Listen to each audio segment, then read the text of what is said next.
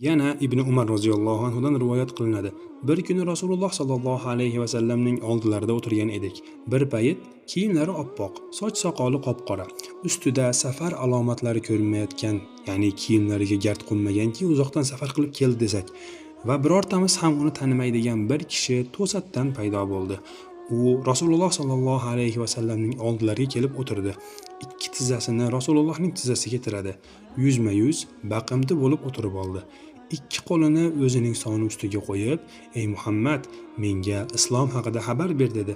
Rasululloh sallallohu alayhi va sallam islom Allohdan o'zga haq iloh yo'q va albatta Muhammad uning elchisidir deb guvohlik berishing, namoz o'qishing, zakot berishing, Ramazon oyi ro'zasini tutishing, yo'liga qodir bo'lsang baytga, ya'ni Ka'baga haj qilib borishing dedilar.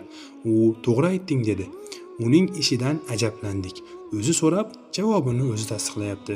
Keyin menga iymon haqida xabar ber dedi. Rasululloh sallallohu alayhi vasallam iymon Allohga, uning maloika farishtalariga, kitoblariga, payg'ambarlariga, oxirat kuniga va qadarning yaxshi va yomoniga iymon keltirishing dedilar. U odam to'g'ri aytding deb, keyin endi ihson haqida xabar ber dedi. Rasululloh sallallohu alayhi vasallam ihson Allohga uni ko'rib turganingdek ibodat qilishing, agar uni ko'rmasang u seni ko'radi. Ya'ni birinchi holatdagidek ibodat qila olmasang, unda ikkinchi holatdagidek, ya'ni Alloh seni ko'rib turishini his qilib unga ibodat qilishing dedilar. U savol berishda davom etdi. Qiyomat qachon bo'lishi haqida xabar ber dedi. Rasululloh sallallohu alayhi vasallam u haqida so'rovchidan ilmliroq emas dedilar. U unda uning alomatlari haqida aytib ber dedi.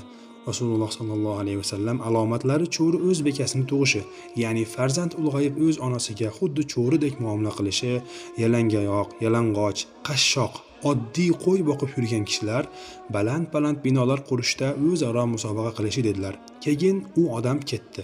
Bir muddat jim qoldik. Keyin Rasululloh sallallohu alayhi vasallam: "Ey Umar, bu savol beruvchi kimligini bilasanmi?" dedilar.